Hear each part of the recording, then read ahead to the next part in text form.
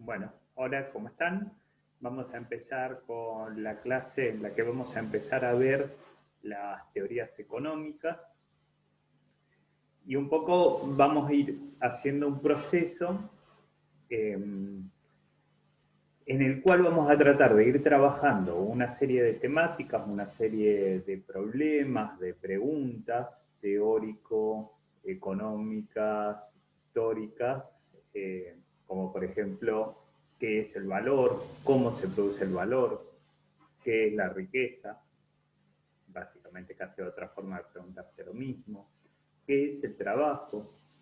Eh, ¿Cuál es la relación entre valor y precio? ¿Cuál es la relación entre trabajo y valor? ¿Cuál es el origen de las distintas eh, formas o los distintos mecanismos en que a través de los cuales distintos sectores de la sociedad se apropian de una parte de la riqueza y por qué lo hacen, si es justo o no es justo? ¿No? Entonces, esas son algunas de las, cómo se asignan, ¿no? Esas, esas partes, esos fragmentos de la riqueza que se apropia cada sector de la sociedad eh, y por qué se apropia cada sector de la sociedad de esa porción de la riqueza.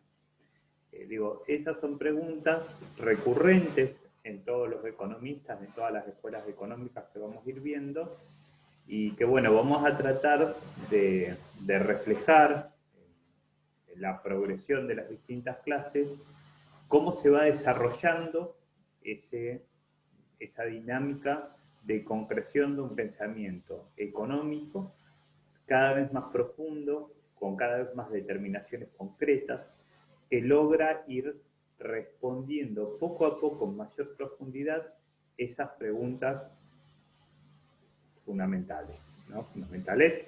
Piensen que, digamos, son preguntas, yo decía, económicas, pero de profundo orden político, ¿no? En definitiva, y para ya ir pensando directamente en la clase, en esta clase vamos a ver los fisiócratas, los mercantilistas y Adam Smith, pero van a ver que fundamentalmente vamos a ver a Adam Smith. Y en realidad los fisiócratas y los mercantilistas en gran medida los vamos a ver a partir de la ruptura que Adam Smith genera con ellos, con estas dos escuelas económicas, fisiócratas y mercantilistas. Ya vamos a ir viendo lo mejor, desarrollando mejor cada caso. Justamente en torno a una gran pregunta, que es el corazón de todo lo que están pensando estas distintas escuelas económicas, estos autores. Es ¿cuál es el origen de la riqueza? ¿No? De hecho, ese es el título del libro clásico de Adam Smith, El origen de la riqueza. ¿Por qué? Porque lo que se están preguntando en definitiva es esto. ¿Y por qué se están preguntando esto? Por un sentido eminentemente político, político-económico, si quieren. Fíjense que ellos hablan de economía política, o sea, nunca desvinculan la economía de la política, y es básicamente cómo hago que mi país, que el Estado del que soy parte, son todos economistas que son actores políticos de primer orden, también lo vamos a ir viendo, y en parte ya lo dijimos varias veces en las anteriores clases. O sea, toda esa idea del economista como un técnico alejado de la política, obvio que es totalmente mentirosa.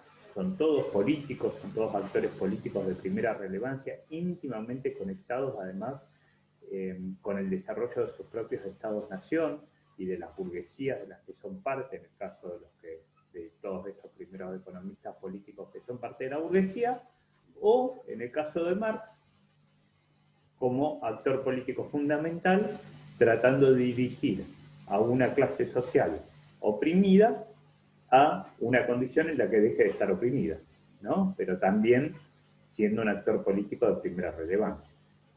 Y por lo tanto conectando su teoría económico, política, histórica con su praxis política. ¿Sí? Bueno, Adam Smith entonces se va a preguntar cuál es el origen de la riqueza, que había sido la pregunta que también se habían formulado clásicamente los fisiócratas y los mercantilistas. Ahí hago un primer recorrido muy general que después vamos a retomar sobre fisiócratas y mercantilistas. ¿Se acuerdan que sobre los mercantilistas ya algo habíamos visto con Silvia Federici? Los mercantilistas son súper simplificados, como les digo, ahora lo vamos a retomar, van a ver. Es esa escuela que planteaba que fundamentalmente la riqueza provenía del comercio, ¿no? En realidad más que del comercio, de la apropiación de metales, ¿no? La riqueza son metales, es dinero acumulado, pero fundamentalmente metal acumulado, oro y plata acumulado. Y el origen de la riqueza, la forma de realizar la riqueza es a través del comercio, ¿no? A través del comercio, del vender caro y comprar barato, del intercambio mercantil, por eso la idea de mercantilista. Entonces estos mercantilistas fundamentalmente eran profundamente proteccionistas, o sea, lo que planteaban es que lo clave para que una nación sea rica, para que un Estado nacional sea rico, era exportar lo más posible, vender lo más posible e importar lo menos posible, o sea, que salga la menor cantidad de plata posible para comprar productos de afuera y que entre la mayor cantidad posible. O sea, lograr tener una balanza comercial positiva, superavitaria. ¿Sí?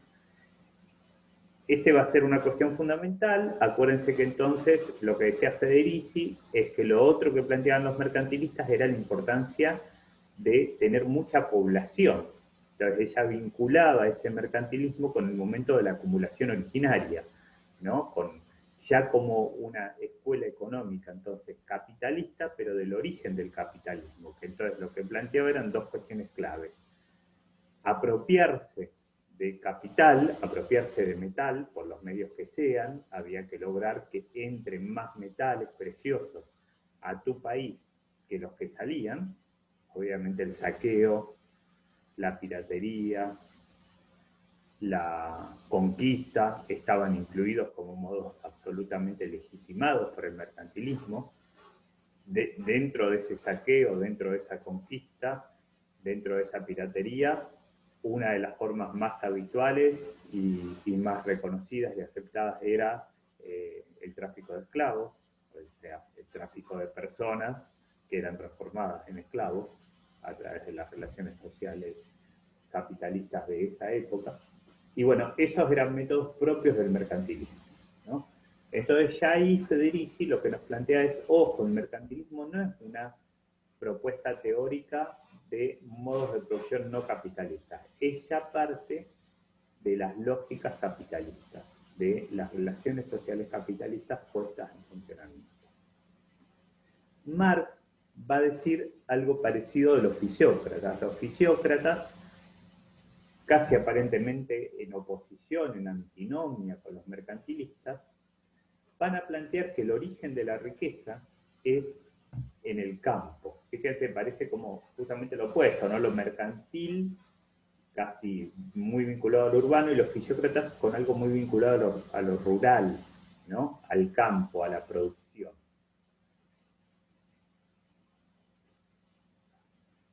Me di cuenta que me faltó una cosita de los mercantilistas de por qué la importancia de la población. Bueno, porque había que producir mucho, había que tratar de ser autosubsistente, de tener autoabastecimiento de producción.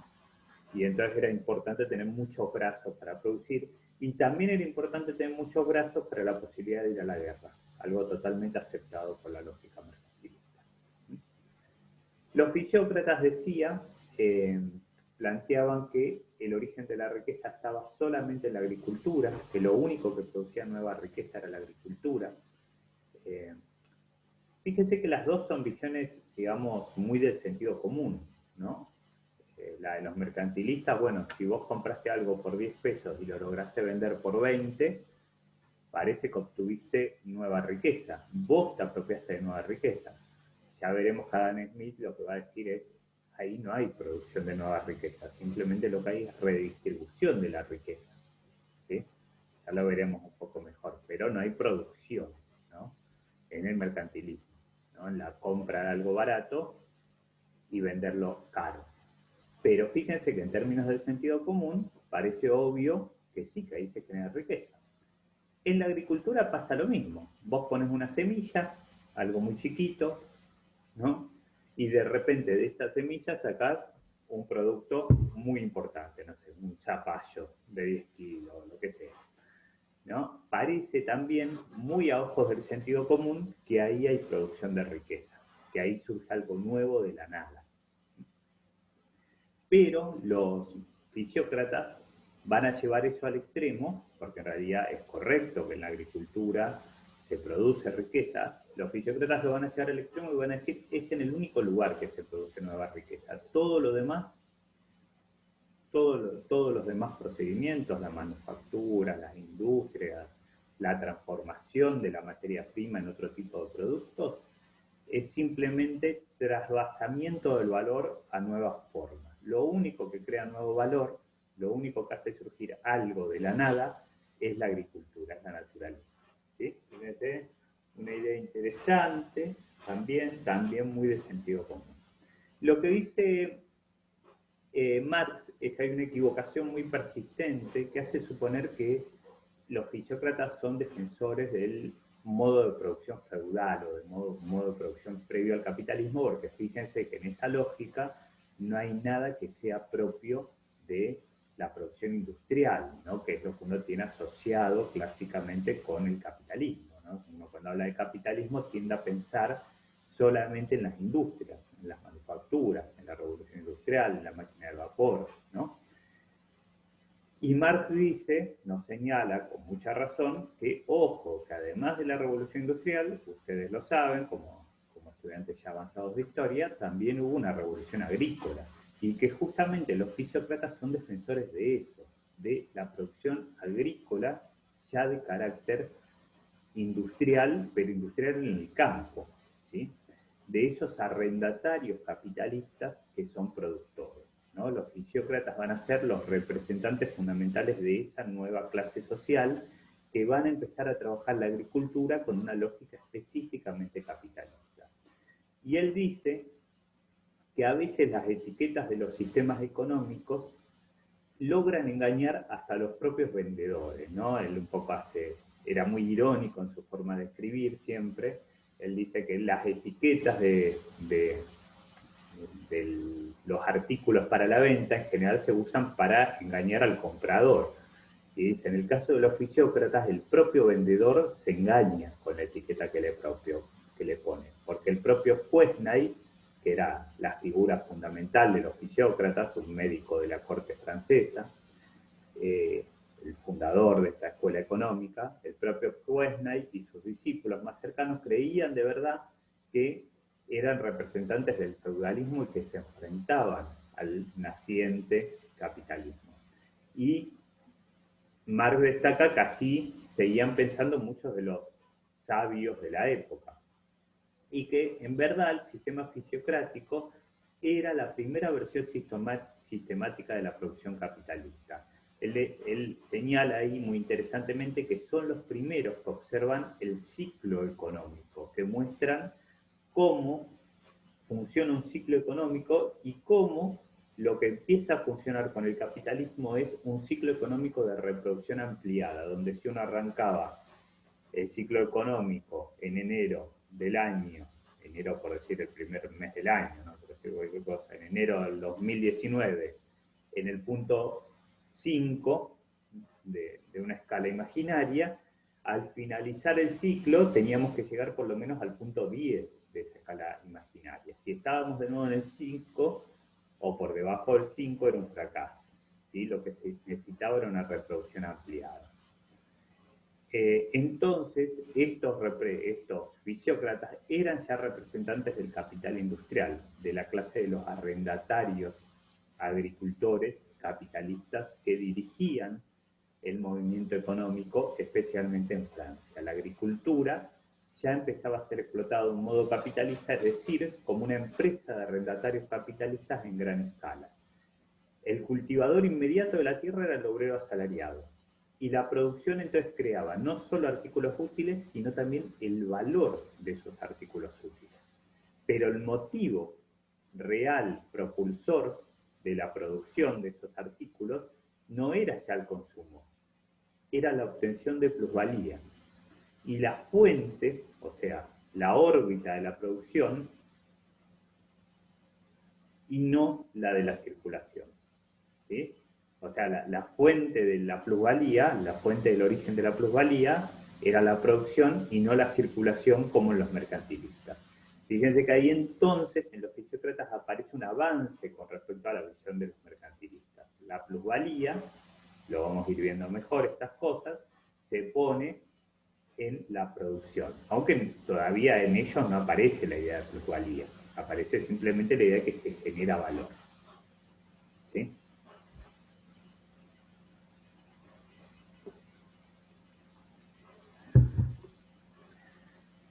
Adam Smith va haciendo todo un rodeo y va buscando distintas maneras para tratar de explicarse cuál es el origen de la riqueza, ¿no? Esta pregunta fundamental. Y él, por ejemplo, plantea que en toda sociedad el precio de cualquier mercancía se resuelve en una u otra de estas tres partes fundamentales que él plantea, que son salario, ganancia y renta del suelo. ¿Sí? En las tres a un tiempo y en todo el pueblo civilizado, digo, las tres entran en mayor o menor grado en el precio de todos los bienes, ¿no? O, para decirlo de otra forma, salario, beneficio y renta, perdón, ahora me están llamando por teléfono, ahora atiendo y sigo, salario, beneficio y renta son tres fuentes originales de toda clase de renta. ¿Sí? Sé que esto es medio confuso. ¿Qué quiere decir? Él un poco está tratando de explicar de dónde sale la ganancia de cada sector, ¿no? Fíjense que salario sería la parte de la riqueza que se apropia quién, los trabajadores. Beneficio, en la forma de llamarlo, los conceptos que utiliza Adam Smith, sería la parte que se apropia los capitalistas industriales, los dueños de las manufacturas para su época. Ahora también voy a explicar muy brevemente la diferencia entre manufactura e industria. Y renta sería la parte de la que se apropian los dueños de la tierra, los terratenientes. Entonces, ¿qué es lo que está defendiendo Adam Smith muy interesantemente en esta propuesta? Que esas tres clases sociales o esos tres conjuntos de individuos que tienen intereses en conflicto, pero que para Adam Smith no van a ser contrapuestos, se apropian de una parte de la riqueza que se genera colectivamente. Pero lo que él va a tratar de demostrar, sobre todo en esta perspectiva, es que no hay justamente intereses contrapuestos. O sea que no hay tensión entre salario, beneficio y renta. ¿Sí? Y que de hecho, salario, beneficio y renta son las partes que originan el valor de cambio. Vamos a ver en un rato cómo hay cierta confusión en esto, en Adam Smith, cómo hay cierta reelaboración de sus propuestas. Pero en lo fundamental entonces está esa idea inicial. Adam Smith trata de buscar una formulación que muestre al naciente capitalismo del cual él era parte y defensor como un sistema sin conflicto inherente entre sus tres clases sociales fundamentales: terratenientes, burguesía industrial y proletariado o clase obrera. ¿Sí? Él no va a ver tensiones. ¿Y cómo explica que no haya tensiones? Diciendo no.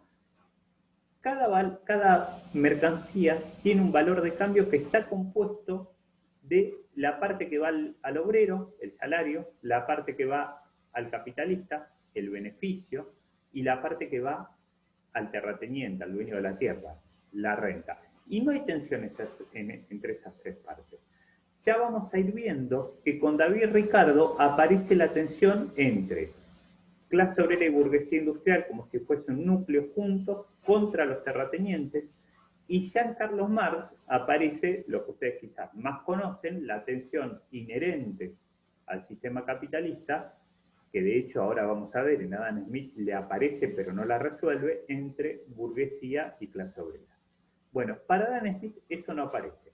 La única tensión que aparece es entre ese conjunto de clases sociales que para él son todas productivas, los obreros, los burgueses industriales, los dueños de las tierras, son todos productivos para él, por eso cada mercancía se compone de salario, de beneficio y de renta, contra los defensores del antiguo sistema, contra los defensores del sistema feudal, que sí, para Adam Smith, sería improductivo. Espero que se vaya siguiendo. Yo estas cosas en clase las trato de explicar con un pizarrón y demás. Igual vamos a cerrar la clase con un PowerPoint tomado de una colega que quizás ordena algunas de estas cosas. Bueno, después de descomponer así el precio de todas las mercancías consideradas aisladamente, en Adam Smith tampoco hay diferenciación entre valor y precio, tampoco aparece esa complejidad, o no por lo menos desarrollada más profundamente. Para él entonces el precio o valor de cambio del producto anual de la tierra y del trabajo de cada país es descompuesto en estas tres fuentes de ingresos, la del obrero asalariado, la del capitalista y la del terrateniente, salario, ganancia o beneficio y renta del suelo. Y Adam Smith lo que no encuentra en esa explicación es cómo explicar el origen del capital, ¿sí? Lo que Carlos Marx explica a través del concepto de acumulación originaria.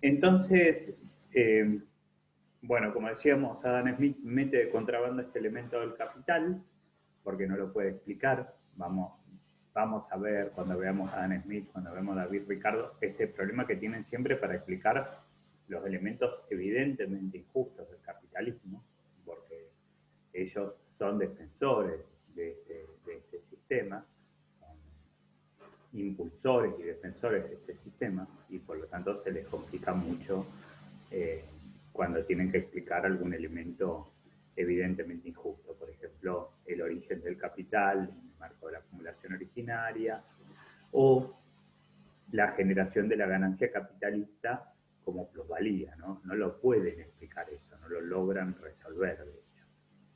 Y por eso esos autores no logran terminar de resolver el origen del valor, el origen de la riqueza, ¿sí? Bueno, Kicillof formula la idea de que existe una imagen muy difundida, que es entre mítica e ingenua, que presenta a Adam Smith como el padre de la economía moderna y destaca esa metáfora de la mano invisible del mercado, ¿no? La idea de que hay una mano invisible del mercado que regula inexorablemente el funcionamiento de la economía y que por eso el Estado no debe intervenir de ninguna manera en la economía, porque esa mano invisible lo regula, asegura su funcionamiento estable y virtuoso, ¿no? Un poco el paradigma del liberalismo económico. Sería entonces esa idea la principal y fundamental aporte que realiza. Se lo considera, en definitiva, un promotor del liberalismo económico y un antecesor de la ortodoxia económica actual, ¿no? De lo que son los liberales a ultranza actuales. Pero en verdad, de la lectura directa de su obra, esa imagen está bastante distorsionada, ¿no? En más de un sentido. La primera diferencia se plantea con relación a la presunta paternidad de la teoría económica sistemática, ¿no? Las teorías contenidas en la riqueza de las naciones, en verdad, propone Kicillof, son más un proyecto de sistema teórico que un sistema teórico acabado, ¿no? Kicillof, de hecho, dice que los fisiócratas tenían un sistema económico más acabado, más sistematizado que Kicillof. En realidad, Smith lo que hace es mostrar las distintas contradicciones, encontrar, y eso es quizás lo genial que tiene Smith, encontrar los problemas teóricos fundamentales del pensamiento de la economía política. ¿no? Enfocarlos, pero en general no los resuelve, no los logra resolver. Él tenía perfectamente en claro que las teorías económicas dominantes en su época debían ser descartadas, que no eran científicas, que no tenían sustento empírico, pero no lograba definir de manera tajante cuál de las explicaciones alternativas a los grandes problemas teóricos era la adecuada. Y entonces lo que hacía muchas veces era formular distintas variantes de opciones que explicarían estos problemas. Por ejemplo, el problema del origen del valor, el origen de la riqueza, la distribución de la riqueza entre los distintos grupos sociales, etc. Es fundamental entender, para entender esto y para entender toda la orientación de Smith, enmarcarlo en las circunstancias históricas en las que escribió.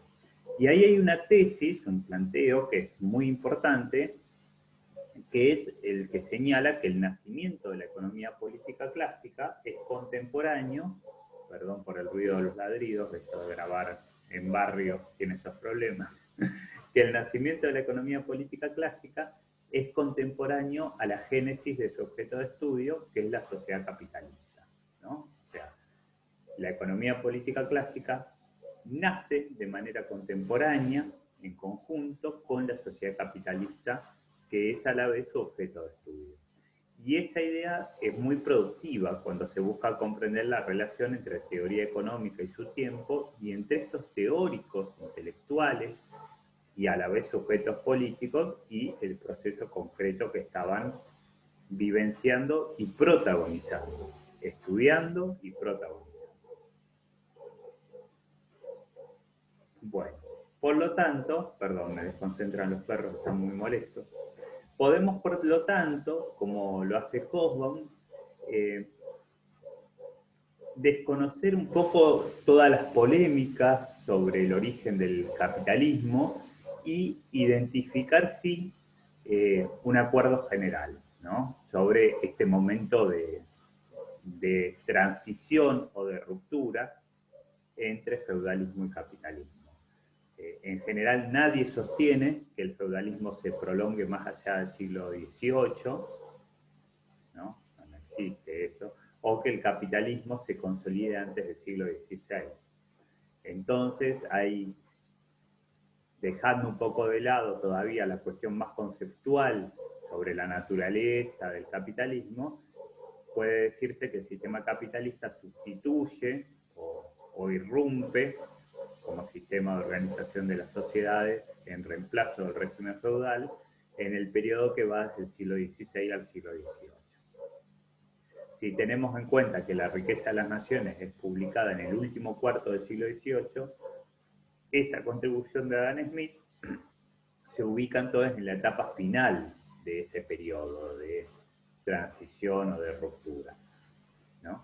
Entonces, eso identifica bien el momento en el que está planteando la intervención de Smith en el cierre de esos 3 siglos en que el capitalismo todavía está sustituyendo al modo de producción feudal y cuando ya entonces el capitalismo se está logrando imponer como sistema que organiza al sistema mundial a nivel económico.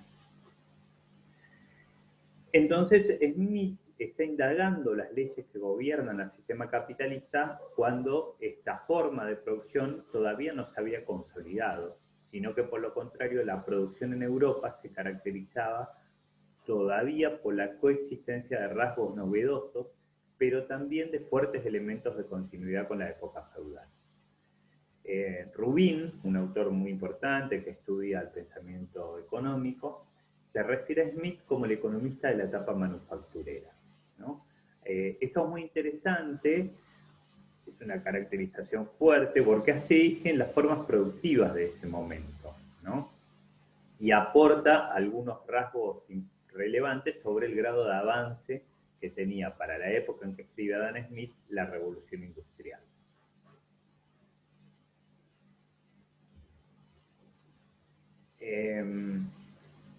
Rubin plantea que en el plano de los procesos productivos, en ese momento histórico, convivían todavía 3 modalidades distintas. Una era la producción artesanal independiente, otra era la industria doméstica y la otra eran las manufacturas propiamente dichos, que para ese momento era lo más avanzado de la producción, ¿sí?